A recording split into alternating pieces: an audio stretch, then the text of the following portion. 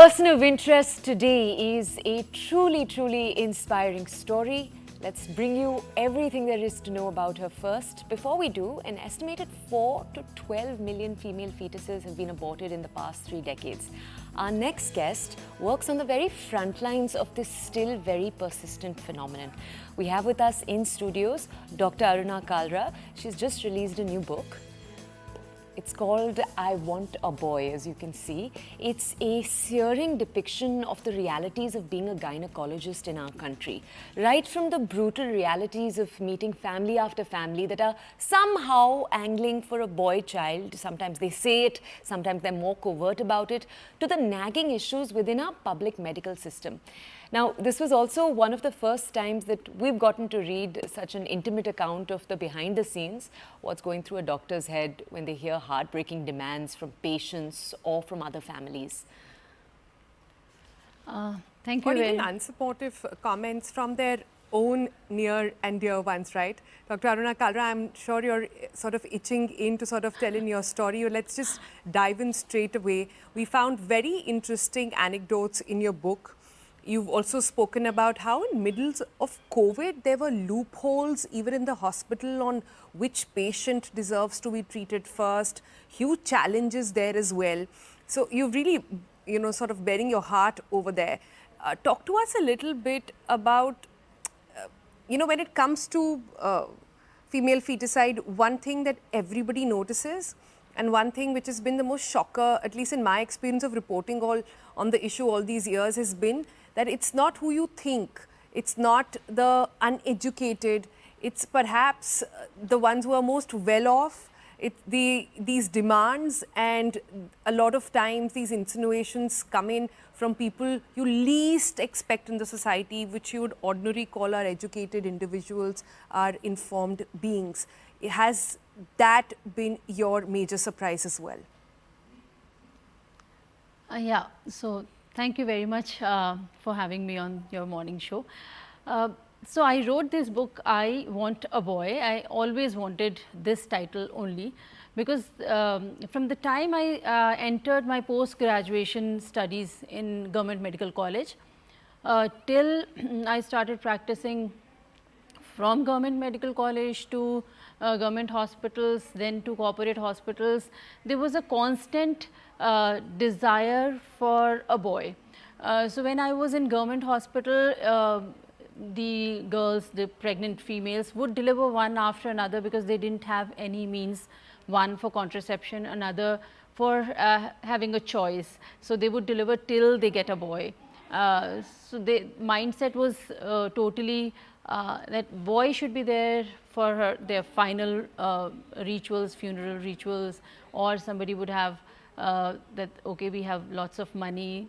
In government, definitely they don't, but for lineage, for all those family, they have to have their own genetic lineage and boy can only fulfill that. But when I was in corporate and bigger affluent, I was catering to an affluent population.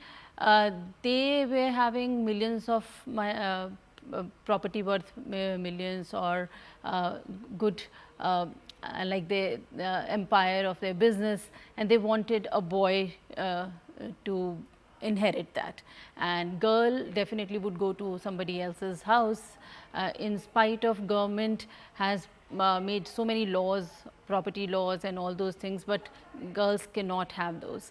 So in so my dear friend who is millionaire, she had to go through so many abortions because in her family she was third daughter-in-law, and first so she was the elder one. Other two had sons, but she didn't have, she had only 3 daughters. So her in-laws, they actually told her that she and her husband and her daughters cannot have any money from the family property or anything. So she was so sad, and for her husband she had to go through multiple abortions for her husband to have a son, so that he also will get some part of the property and business. Doctor, can we just ask you, one of the things you talk about in the book is when you have patients who would make demands of you or ask you questions that you were uncomfortable with. There's a chapter where you discuss, for example, a woman coming, she's, lying in bed, she's a patient of yours.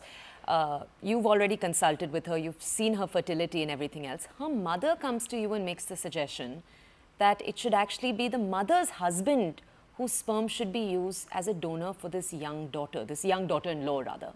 I just want to ask you, when a situation like that happens, how do you as a doctor navigate your own code of ethics, decide where you need to come in, where you need to stay away and withdraw, respect what the patient wants? How do you make those decisions? Okay, so the thing is that, as I said, that when I entered my post-graduation, I was quite young, in my 20s, and it's been now 25 years.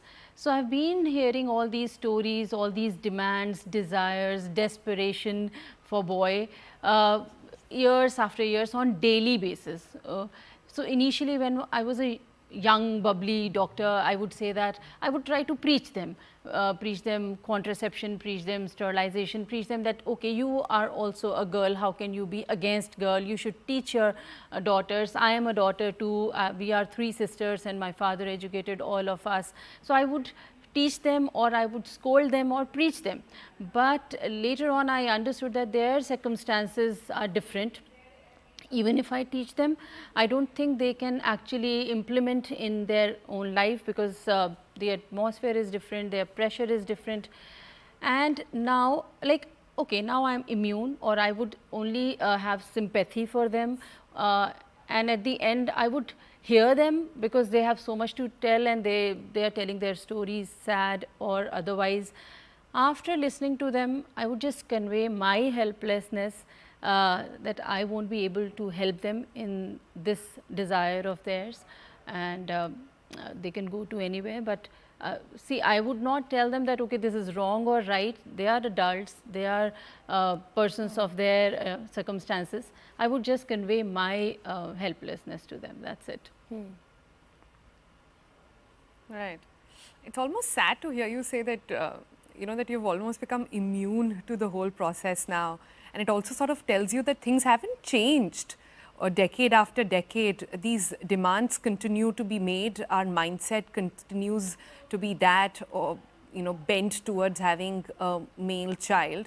On days when we are discussing gold medals more by women than men, even for India's Olympic dreams, in middle of all of this, we still want a boy. It's so hard to believe.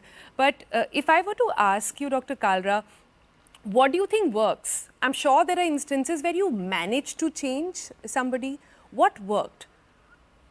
With families or with parents? Like, give me a success story. Okay, so it's not about me being able to change their mindset. It's just I was there for my patients, with my patients. So there are patients who were coming to me one after another. She was delivering daughters, and I was there for her. I was praying every time that she gets what she wants, but I was always there for her psychological support, even when she was abused by her mother-in-law. And she is many of them are rich, affluent, educated people, educated girls. I could only give them psychological support. But what changed in the society, which in my years of practice I have seen, when girl and boy both are educated, both are studying in an institute where they met, they have that companionship, friendship. Boys are also equally respectful, and I think younger age boys, they do not have this patriarchal mindset. Only orthodox mindset comes from families, okay? So if they are living in a nuclear family, if they are educated, they actually are welcoming girls. So first daughter, they are happy. Even if they have delivered a second daughter, they are more they are happier than before. So what I have seen is that when they are educated, when they do not have influence of their family which is around them, I think then and there are so many stories, like it might be a very, very few percentage of people, but education is the key. It would change the mindset. But doctor, I want to ask you, and I'll push back with an example from your own book here. You do talk about how even in your own personal life, there were doctors in your own intimate circles, your relatives, your friends, who were doctors, were highly educated is what I'm trying to say, and still held those beliefs. You felt it, when you gave birth, from those who were close around you. How does one, you're fighting that battle out there at your office place. When you fight it at home, sometimes it gets a little much. So how did you personally navigate that? Okay, so I think when there is a fabric in my story where my story has patches of different other stories of my patients. So yes, when I went through and when I see my colleagues also were going through, which were educated and everything, I think that's when every doctor was there in the hospital and everybody was seeing this kind of female feticide or these kind of orthodox mindset, why nobody else wrote it, why nobody else noticed it, why? Because I was going through, I actually felt the kinship with my patients. And when the pain was filled till here, I started spilling on paper, and that's when I started writing those stories. So I managed to write those stories. I managed to talk it out on TEDx. I want a boy. I'm sitting here and talking to you and spreading this awareness. And I think that's when it is out from my system, and I would want to now spread awareness that it is everybody. Like last week I was sitting in my OPD, and when an IAS officer came as a patient, and the pile of my book was there on the table, and he asked me, what is this? I said, it is my book recently published. He said, what is it about? I said, it is about Indian mindset of having boy, and they don't want girls, sometimes they want boy. And he said, so what's wrong with it? There is nothing wrong. If you have a girl, you would definitely want to have a boy. And he was an IAS officer. So I said, okay, there is nothing wrong. I have just written my experiences. Whether you believe or whether you find it wrong or right, it's your view. Dr. Kalra, thank you so much for sharing your story. As a mum of a girl child myself, I have to say a big thank you to you as well for spreading the word. And the more we talk about it, the better it becomes, I believe. The more we spread awareness, the more the conversation, stays on, the better it gets for future generations as well. And happy to see that younger parents are not really thinking this way. Good luck with everything that you're doing, and hope you keep that book on your table and more patients come and see it. Right.